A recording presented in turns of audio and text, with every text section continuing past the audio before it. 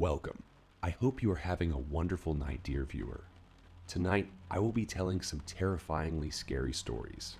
Make sure to leave your feedback on the comments so I can make this the best experience for you. And if you have any stories you would like me to tell, you can send them through the link in the description. Let's begin.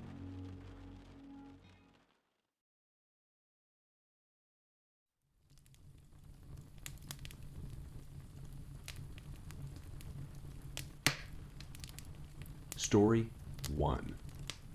It is incredibly hot where I live during the summer. No one leaves the air-conditioned paradise that is their home unless they absolutely have to. Watching the news one night, the weatherman, speaking in his usual drone, informed us that there was a heat wave incoming and that it would be even hotter than it normally is over the weekend. "Oh, hell no," my husband says to me, clearly irritated. "Well, why don't we go to my grandpa's cabin Friday night to avoid it?" I replied. He definitely liked the idea. My grandfather gave us his permission to go up there for the weekend, just asking that we do a few things to help him keep it cleaned up and do some fire hazard reduction for him. We agreed, looking forward to a weekend alone and out of the heat. Thursday evening, we pick up the keys from him and pack up our truck to leave early in the morning. Friday morning, we're headed up there and stop in a small town at the base of the mountain to get some gas and snacks. We're standing outside the truck, eating push pops, waiting for the gas to pump when my husband smiles at me wryly.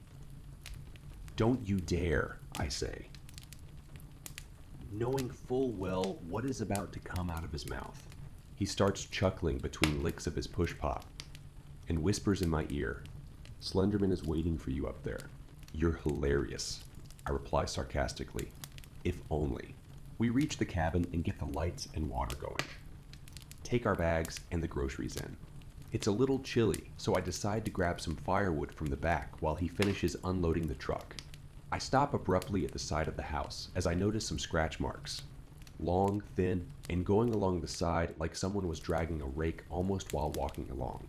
Those weren't there last time I was here, but it had been a very long time since I'd been there. So I shook my head and continued on to the back to grab a few logs. The rest of the day goes by without incident. We go fishing, ride the Ades, make some s'mores. We're sitting comfortably cuddling on the sofa, flipping through channels on whatever the rabbit ears on the TV will pick up when we hear scratching and knocking along the side of the house. My husband must have felt me tense up because he immediately says it's probably rats. I look at him and say, "Are you fucking kidding me? Rats." No way. The sound suddenly stops and doesn't start up again, so after an hour or so we go to bed. The next morning, I go outside to grab more firewood. Curiosity gets the better of me, and I decide to go look on the side of the cabin, where I heard the banging, and what I see immediately makes me want to puke. Sure, the sound was rats being nailed to the wall. There are half-eaten rat carcasses all over the wall, surrounded by those same scratch marks that I had seen the day before. That was enough for me. I start yelling for my husband to show him. "Wow, that's messed up," he says when I show him. I want to leave. Like today. I don't want to stay another night. He makes another joke about Slenderman and tells me we'll be fine. If it makes you feel safer, we'll shut all the window and door coverings. The cabin had these big wooden doors and window coverings that lock to prevent anyone from breaking in while no one is there. I agree to this and say we'll stay another night. Just before dusk, we lock everything up and barricade the front door, mostly because I demanded it so I could sleep easily. Just as the night before, as we're sitting down watching television, I hear the dragging, scratching, and knocking. I sit there, petrified. My husband yells, "Stop it, whoever you are, you aren't funny." Just as he says that, the knocking intensifies, and we hear a deep growling through the cracks in the wood, puffs of breath saying in a crackling, inhuman voice, "Come." I run up the stairs faster than I have ever run in my entire life, heart thundering hard against my chest, barely able to breathe. I hide under the covers. What the heck that's going to do, I don't know. but it brings me an inkling of comfort. I sit there cursing my husband for not leaving when we had the chance. Whatever is out there laughs in that horrible voice for hours, knocking and knocking all over the house, claws scratching the walls, rattling the doors and window covering, trying so hard to get them open. Eventually, it stops, and we fall into an uneasy sleep.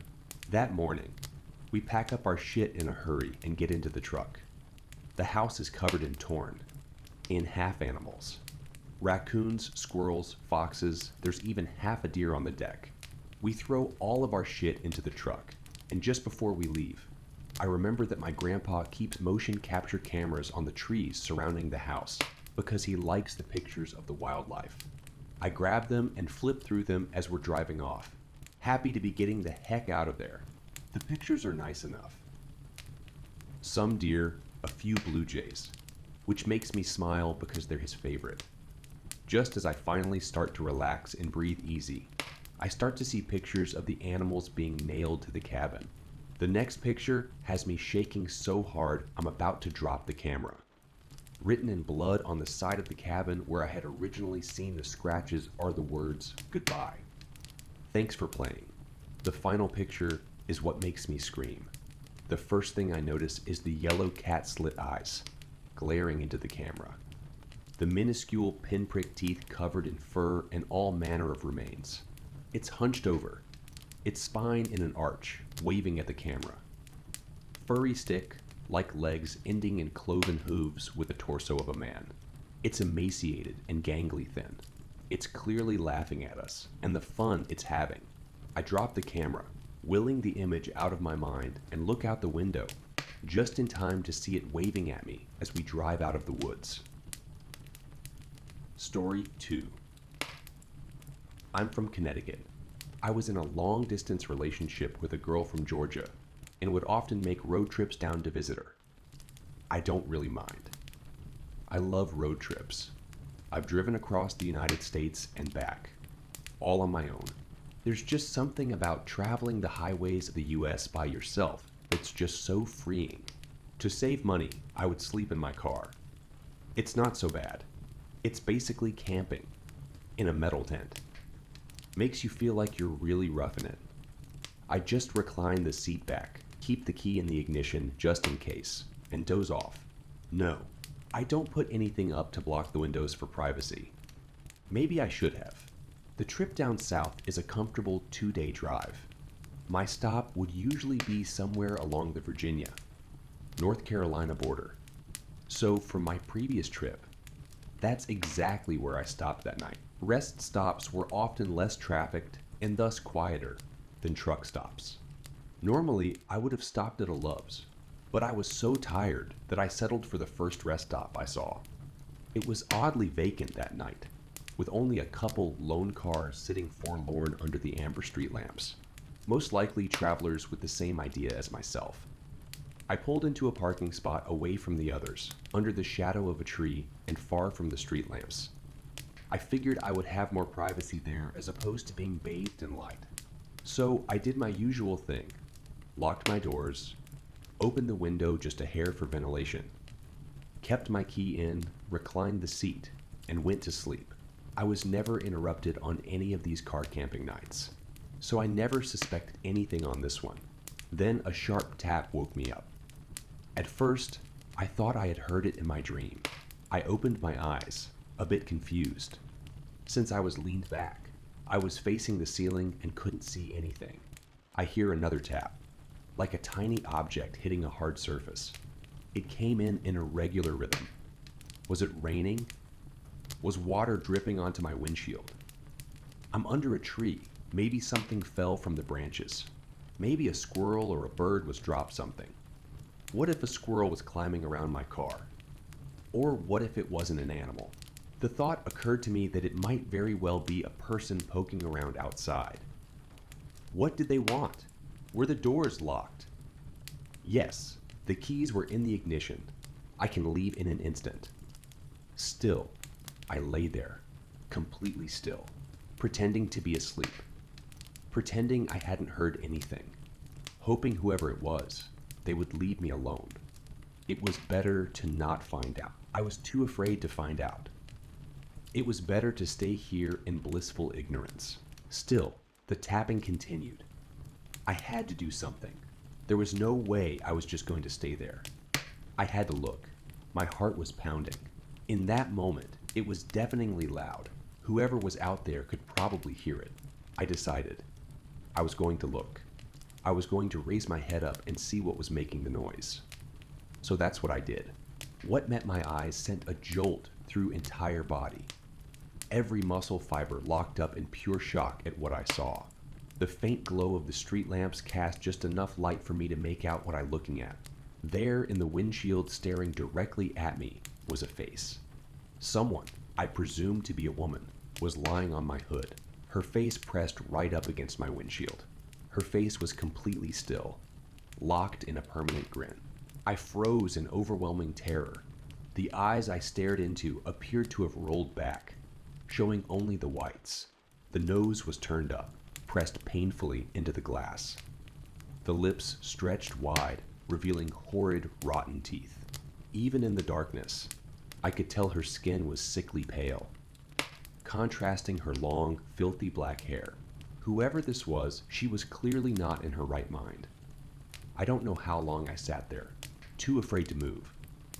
Finally, I got a grip on myself and shot my hand to the ignition. It turned over, making, in that instant, the most beautiful sound I ever heard. For a split second, I was afraid I might be caught in a horror movie scenario. The one where the car won't crank as the killer approaches. I reversed as fast as I could, trying not to give this creeper time to try anything. In my panic, I remember activating the windshield wipers in a futile attempt to get her off. I thought, was I about to drive out of here with some wacko holding onto my hood? Thankfully, I didn't have to worry about that, because as soon as I stopped, the woman leapt off, landing on all fours. Seeing my opportunity, I shifted into drive and gunned it, right as I saw her reaching for the driver's side door. With my foot on the gas, I sped out of the parking lot. Behind me, I heard her let out a piercing shriek like that of an animal. I looked in my rearview mirror, and for a split second I thought I saw her chasing me, running on all fours, her black hair swinging wildly around her. I couldn't get a good look, as I rounded a curve in the road leading out of the rest stop and merged with the highway. There, I picked up speed and drove through the night. I did not dare stop again until I saw the morning light. Story 3. This story takes place in the early 1990s. I was 18 years old and starting my new life as a college student. It was an exciting time to be away from home for the first time, and my best friend and I both committed to West Virginia University. We were ready to party like no tomorrow together. We weren't the brightest and were just going to college, because that's what was expected of us. So WooView was the perfect fit. We chose to be in a quad room, meaning we would have 2 other roommates. Both were random, and this was a time before cell phones, so we wouldn't meet them until move, in day. Being from NJ, this was the furthest from home I would be, and the change from a nice suburb to the middle of nowhere West Virginia would be shocking. Moving day came, and my friend and I set up our room. Our first roommate joined us that day, and we all clicked really well. He was from a really small town in Western Virginia, and although we had almost completely different lives, this was someone you could tell would be a great friend. The next day, our other roommate came, and we all got to know each other. The story revolves around the first roommate from Virginia, so I'm going to focus on him. Throughout the semester, my best friend, the roommate, and I became a trio and would go out together all the time, and we all even shared the same friends. We really spent all our free time with each other. Things remained amazing for both semesters of our first year, and we really wanted to keep in touch over the summer break. My home friend and I were so intrigued by the third roommate's stories of his hometown that we all agreed to visit him for a week over the summer and live with his family. When that time came, me and my friend hopped into my car and drove the roughly 12-hour trip to his house. About an hour after passing through the suburbs of DC, we realized how remote Western Virginia was when we would stop for gas or to use the bathroom in these small towns. We felt like we were in an old Western movie. I have never seen so few people and so little urbanization. It was really eye-opening. We arrived at his house by dinner time, and when I tell you this town was small, I mean it. Each house was at least half a mile or more apart, and it took a 25-minute drive from his house to get to the center of town, where all the stores and restaurants were. Honestly, although it was an extreme change from what I was used to, I pictured this trip being a relaxing one, removing me from the hustle of the East Coast. 3 days into our 6-day stay, our friend wanted to bring us hiking through the mountains. I was really excited as I have been loving the outdoors here and really wanted to embrace nature. We started our hike at about 9 a.m., planning to eat our packed lunches around 11 and return to his house by 5 in time to eat dinner at home, and before it started to get dark. Midway through the hike, a little after we ate lunch, I spotted a no trespassing sign in the middle of what seemed to be nowhere. I asked my friend about it, and he told us there was a house in there that everyone knew to keep away from. He told us that where we were hiking was designated as a park, and therefore no one could live there. But this family had been here for so long that after refusing to move numerous times, the state just gave up. This was so intriguing to me, and I really wanted to see the house. My friend kept telling us it was dangerous because it was someone's property and they could shoot us if they saw us. The way he was telling us, this thought felt a little insincere, as if he didn't really think that was the problem. I interpreted this as him just thinking they wouldn't shoot us without warning us to leave the property first. So I begged and begged. After pulling the usual, you only live once or we're best friends, we need to do this, we finally convinced him to lead us towards the house. We had walked for about 25 minutes when we noticed a clearing in the trees. My friend told us once we saw the house we're going to stop because at this point we were about 3 hours from any road in any direction, and it was really dangerous if we would be seen. We started to whisper and walk slower, waiting for the house to appear. Suddenly, we hear a little scream, like a child when they're playing a game or happy. We froze and started to inch closer to the noise. Soon, we saw an old rustic house that looked like it should be condemned, with rusting metal tools and wheels in the front yard. And then we saw a little boy running in circles laughing. We watched for about 5 minutes and noticed that the boy wasn't playing with anyone else. It was odd that he was playing this long and this intense by himself, but we didn't think too much about it. My home friend wanted to get closer, but even at this point I felt scared. The friend from here told us it was really dangerous to get any closer and that we should start heading back now, as it was around 2, and we needed to stay on schedule. My home friend wouldn't budge. He said he wanted to see if other people were on the property and what they were doing. We agreed to stay at our distance, but moved to the side to get different angles of the house and hopefully see someone else. That's when we noticed a tall, heavy man walk out a side door and scream at the boy. Not a scolding scream, but like an animal scream. This was a sound I had never heard a human make before, and I couldn't even imagine what it meant. The boy screamed again in this animalistic howl and ran inside the house. We all looked at each other like, did we just witness? Then, like out of a horror movie, another scream erupted, but this time behind us. We whipped around and saw a boy behind us, probably 12 or 13. We were caught. My heart started pounding so hard I could feel it in my skull.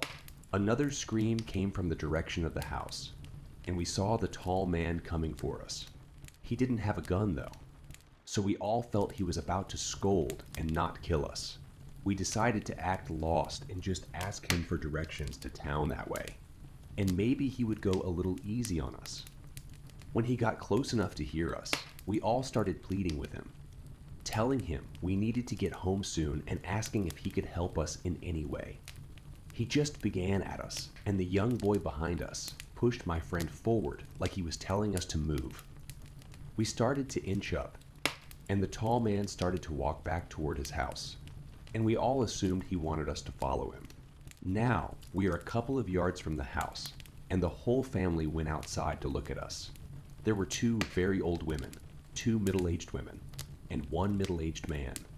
3 young men probably in their 20s, and like 8 kids. We could tell they were all related as they all had this sandy blonde hair and deep blue eyes. No one said a word to us. We were so scared and confused that we kept pleading, but they didn't even look like they understood us. The tall man from earlier throws us a makeshift plastic carton of water, and everyone starts making their way inside. We took this as him letting us know he wasn't mad at us, but it was time for us to go. We picked up the carton and it was disgusting. The dirt on the clear white plastic stained it brown and the water looked septic. As we turn our bodies to walk in the other direction, we all notice 4 girls tending to plants behind the house. These girls weren't outside with the rest of the family staring at us, and I assumed they were workers there. I know that makes no sense, but they looked nothing like everyone else. And I thought it was weird they didn't join the family before. They all had brown or black hair and were considerably paler than the family. As we continued walking into the woods, one of them yelled at us in incredibly broken English in the thickest hillbilly accent you could imagine. "Don't come here more, Daddy kill you." We were shocked. This was the first time anyone tried to talk to us. We yelled back that we were so sorry and ran into the woods. It was around 3:30, and we were terribly behind schedule.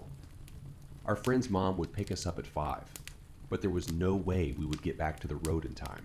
During the whole jog back, we discussed what had just happened, and how weird that entire affair was.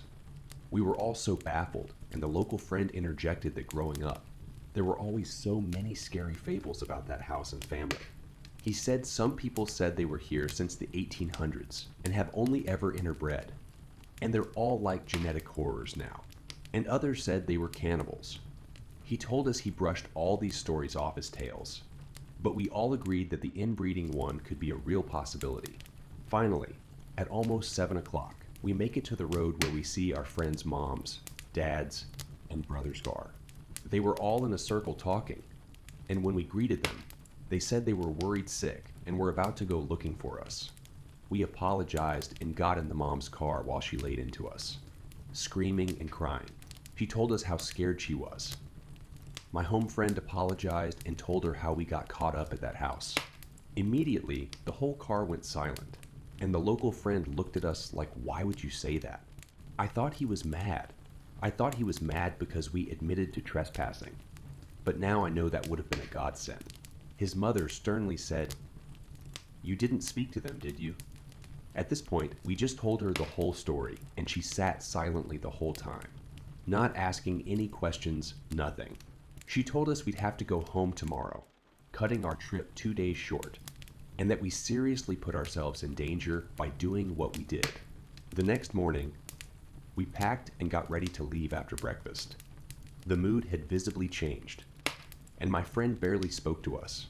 I was still feeling a little cheated out of my vacation, wondering what we did that was so bad. We left a couple of hours later, and that was that.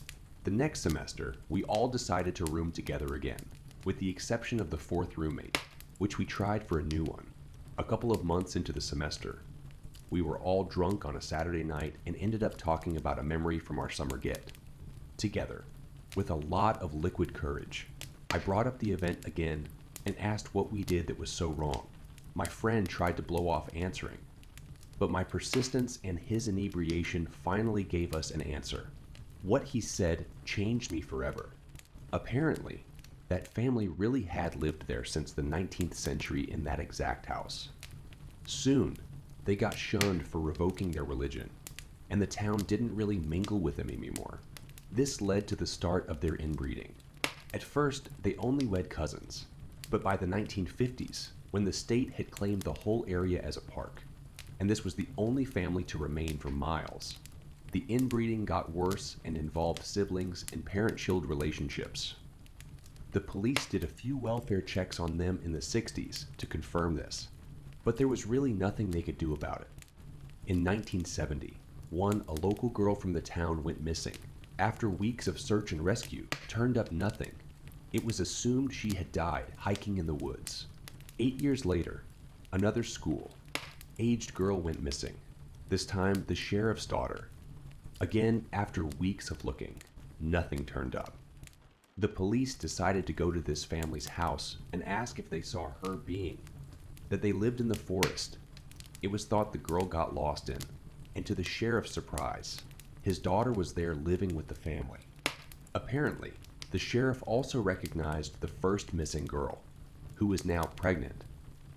This part is now all folklore with no actual confirmation, but many of the locals believe it to be true. Apparently, the sheriff found out that the family was desperate for some outside breeding to help clean the gene pool, and would kidnap young women and rape them. Luckily, the sheriff's daughter hadn't yet been impregnated, and the sheriff took her back on one condition. He had to allow the family to take young girls, mostly from other towns, and the sheriff would look the other way. Some people in the town believed that if they messed with the sheriff that he would approve the kidnapping of their children, and because of this, many adults in the town appeased the sheriff's office at any expense. Since then, there have been reports of missing girls from other towns, but no one knows if they simply got lost in the Appalachians or really have been taken. This is why our friend's mom was so mad at us. She was worried we would mess up the relationship between the sheriff and the family, and somehow they would have to pay for it. I'm not sure if I believe any of this, and it still boggles my brain to this day. I just hope it's not true.